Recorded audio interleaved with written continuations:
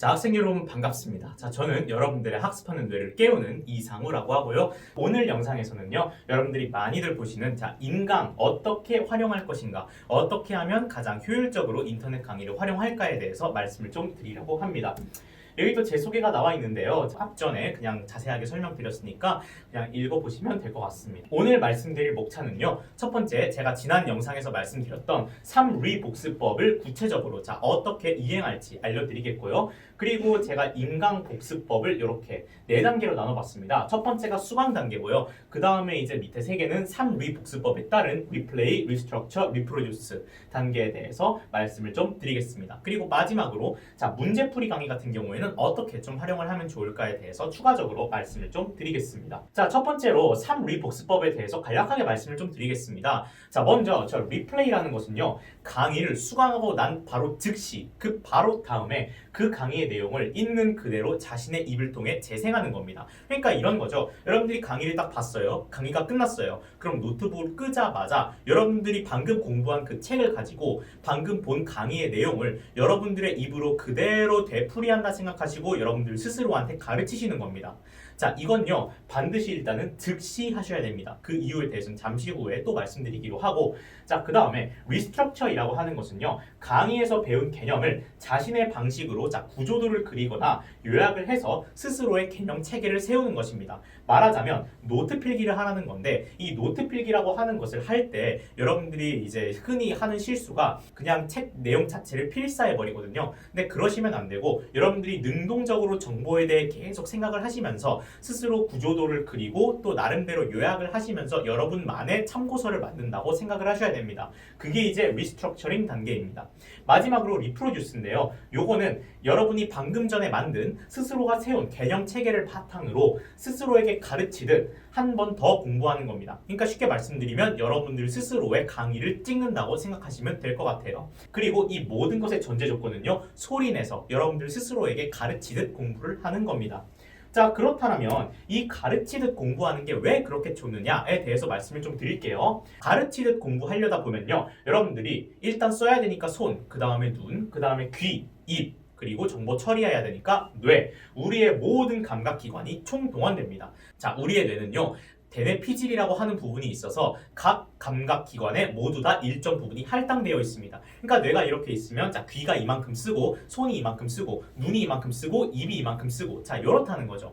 그런데 우리의 모든 감각기관이 총동원되기 때문에 대뇌 피질 자극이 매우 많이 될 수가 있습니다. 그리고 우리 뇌 부위 중에 정보 처리에 관여하는 변연계라는 부위가 있는데요. 저 변연계라는 부위에 자동적으로 이 자극이 증가하게 됩니다. 이 변연계가 자극되면요, 여러분들 정보가 장기 기억으로 전환될 가능성이 커집니다. 여기서 이 장기 기억은요, 여러분들이 오랫동안 기억하고 능동적으로 바꾸며 이용할 수 있는 그런 지식을 말하는데, 그 장기 기억 속에 정보가 저장이 돼야지만이 여러분들이 문제도 잘 풀어갈 수 있을 것이고 그 학습도 효율적으로 할 수 있을 것입니다. 그리고 이것 가장 효율적인 학습법이고요. 또 여러분들이 스스로 가르치기 위해서 머릿속으로 문장을 구성할 거 아닙니까? 그 단계에서 이미 정보가 한번 처리됩니다. 뇌를 또다시 자극시키는 거죠. 그 다음에 자신의 약점을 훨씬 수월하게 파악 가능합니다. 왜냐하면 스스로를 가르치려면 일단 말로 옮겨야 되는데, 뭔가 말로 옮길 때 약간 이상하거나 막히거나 뭔가 논리적 비약이 있다 싶은 부분들을 훨씬 더 눈으로 볼 때에 비해 쉽게 찾아낼 수 있다는 거죠. 다음으로 각 단계에 대해서 말씀을 좀 드리겠습니다. 먼저 수강 단계입니다. 수강 단계에서는요, 여러분들이 강의를 열심히 들으시면 됩니다. 여기서 여러분들이 많이 하는 질문 중에 하나가, 강의에 나오는 판서 내용을 다 받아 적어야 할까요?에 대해서 많이 질문들을 하세요. 근데 그거에 대한 제 대답은 본인 자유입니다. 여러분들이 쓰면서 공부하는 게 집중이 더 잘 된다 싶으면 그렇게 하시고, 아니야 나는 안 쓰고 그냥 강의만 보는 게 몰입이 더 잘 돼 하시면 그렇게 하시면 됩니다. 다만 저는 적는 것을 추천하긴 해요. 저도 적었고요. 그 이유는 아무래도 손을 쓰고 있어야 이 우리 뇌가 다른 생각을 하는 걸 조금이라도 방지를 할 수가 있습니다. 여러분 의지랑 전혀 상관없이 이 의식이라는 게 자꾸 다른 데로 가버리거든요. 아무것도 안 하다 보면은 졸려질 수도 있고요. 그래서 저는 적는 것을 추천하기는 합니다. 그 다음에 리플레이 단계입니다. 앞서 말씀드렸다시피 노트북이랑 태블릿을 끄자마자 여러분들이 방금 강의를 들은 그 교재를 보면서 방금 강의의 내용을 그대로 재생한다 생각하시고 스스로한테 가르치셔야 됩니다. 여러분들이 설명하는 과정에서 뭔가 막히거나 논리적으로 비약이 있다 싶으신 부분들은 다시 듣고 그 내용의 갭을 채워주시면 되겠습니다. 그리고요, 이거는 즉시 하지 않으면 효과가 없어요. 자, 왜 그러냐면 여러분들 에빙하우스라고 하는 심리학자가 있습니다. 그 심리학자가 고안해낸 망각곡선에 따르면 사람은 무언가를 배운 지 3시간 정도가 지나더라도 머릿속에서 그 내용의 40%에서 60% 정도가 날아가 버리게 됩니다. 자, 그렇게 되면 여러분들이 복습을 아무리 한다 쳐도 가장 많이 뽑아낼 수 있는 지식의 정도는 40%예요. 그러니까 여러분들 최대한 많은 것들을 기억하고 싶으면은 즉시 복습하는 것이 효과가 가장 좋습니다. 리플레이 단계를 하실 때 방금 여러분들이 들은 그 강의와 싱크로율이 높을수록 좋습니다. 그 이유는 여러분들이 방금 들은 강의와 싱크가 잘 맞아야 어느 정도 이제 환경적 맥락이나 순서적 맥락에 의해서 여러분들이 훨씬 더 많은 정보를 효율적으로 기억할 수 있기 때문이죠. 자, 그래서 즉시 좀 하라고 말씀을 드리는 겁니다. 그 다음에 리스트럭처 단계입니다. 이거는 정보의 재구조화 단계라고 보시면 되겠는데요. 이걸 함으로써 여러분들이 얻게 되는 건 스키마를 형성하는 겁니다. 이 스키마라고 하는 것은 정보 처리의 틀이에요. 이런 겁니다. 정보를 재구조화하며 내가 배운 A라는 개념과 B라는 개념 사이에는 자, 어떤 관계성이 있을까? 역으로 말하면 내가 문제를 풀면서 A 개념을 딱 떠올렸을 때 자연스럽게 B 개념으로 사고가 전이될 수 있도록, 그래서 문제 풀이에 어떤 단원 통합적인 사고를 촉진시킬 수 있도록 하는 겁니다. 그래서 여러분들이 일단은 정보의 재구조화를 열심히 할 줄 아셔야 개념은 알겠는데 문제를 못 풀겠습니다, 이런 일이 없어져요. 자, 여러분들이 개념을 아는 것과 문제를 푸는 것 사이에는 뭔가 알 수 없는 간극이 존재하죠. 이 간극의 정체에 대해서는 또 다른 영상에서 제가 다뤄드릴 겁니다만, 일단 지금 말씀드릴 수 있는 건 이 간극을 극복하기 위한 첫 번째 단계가 바로 저 리스트럭처 단계입니다. 여러분들이 정보를 능동적으로 재구성하면서 스스로 뭔가 연결 짓고 관련 짓고 사고를 조금 더 확장시킬 줄 알아야 그 간극을 극복할 수 있다라는 거죠. 자, 그리고 수동적인 수용이 아니라 능동적인 처리입니다. 이것은 여러분들이 스스로 다시 만드는 거기 때문에 구조도 마인드맵, 요약 등 여러 가지 방법을 사용해서 여러분들이 스스로 리스트럭처링을 하시면 되겠습니다. 자, 제가 여기에 실제로 제가 학생 때 공부했던 수학 노트를 가지고 왔습니다. 이게 이제 제가 수학으로 만들었던 리스트럭처 노트인데요. 자, 이런 식으로 개념이 쫙 이렇게 정리가 되어 있습니다. 이런 식으로 제가 공부한 내용을 제가 스스로 다시 한번 쫙 정리를 했고요. 자, 요 뒤에는 문제풀이 강의를 듣고 제가 이 문제풀이 강의에 대해서도 리스트럭처링한 게 쫙 나와 있습니다. 물론 문제풀이 강의를 어떻게 잘 활용할 것인가에 대해서는 잠시 후에 따로 말씀드릴 거예요. 자, 그리고 여러분들 요약한다고 해서 누락시키면 안 됩니다. 여러분들이 방금 들은 모든 내용들을 다 포함을 하셔야지 여러분 마음대로 이 내용은 빼야겠다 하고 빼버리시면 안 돼요. 자, 요 점 명심해 주시고요. 자, 그 다음에 요게 제가 실제로 예시를 들기 위해서 직접 리스트럭처링을 한번 해봤습니다. 요거는 생명과학 2에 관련된 내용인데요. 그 생물의 분류 단원에서 나오는 개념들을 제가 나름대로 이렇게 분류 기준을 딱 세워가지고 구조도로서 한번 그려봤습니다. 어떻습니까, 여러분? 이렇게 하면은 이 각각에 대해서 줄글로 읽는 것보다는 훨씬 구조적인 기억이 가능하겠죠. 자, 그리고 여러분들이 이 구조도를 생각해내는 과정에서 여러분들 뇌가 이 정보를 한 번 더 처리하게 됩니다. 그렇기 때문에 훨씬 더 효율적이고 통합적인 학습이 가능하다는 소리죠. 자, 그 다음으로 리프로듀스 단계입니다. 자, 리프로듀스는 앞서 정리한 본인만의 정보를 바탕으로 스스로 인강을 찍는다 생각하고 가르치시면 됩니다. A4 용지나 화이트보드를 활용해서 판서처럼 이렇게 필기하시면서 공부하시는 게 훨씬 좋습니다. 스스로가 한번 선생이 되어보는 거예요. 강사가 되어보는 겁니다.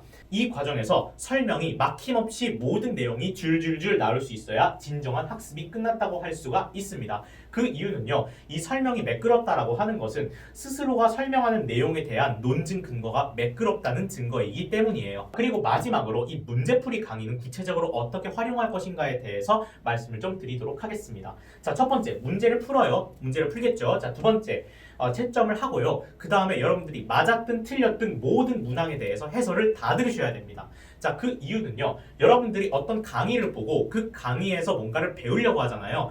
그러면은 그건 즉 뭘 하겠다는 소리냐면 저 교수자, 즉 가르치는 사람이 문제를 풀어가는 사고 회로를 내 머릿속에 동기화시키겠다는 의미예요. 자, 그렇다면 최대한 내가 배운 방법대로 복습을 할 줄 알고 내가 배운 방법대로 스스로 공부하려고 노력을 해야 저 사람의 사고 과정이 스스로에게 자연스러워지는 거고 내 것이 되는 거예요. 그렇기 때문에 모든 문항의 해설을 듣고요, 내 풀이와 비교해서 받아 적은 해설을 여러분들이 분석하셔야 됩니다. 아, 이 문제를 푸는데 나는 이런 방식으로 접근을 했는데 이 사람은 이렇게 접근을 했네. 근데 이렇게 접근을 하니까 훨씬 더 문제풀이의 속도가 빨라지고 관점이 다채로워지는구나. 아, 그럼 이렇게 일단 써먹어 봐야 되겠다라고 마음을 먹으셨으면 강의가 끝나고 모든 문항에 대해서 똑같이 3위 복습법을 적용하시면 됩니다.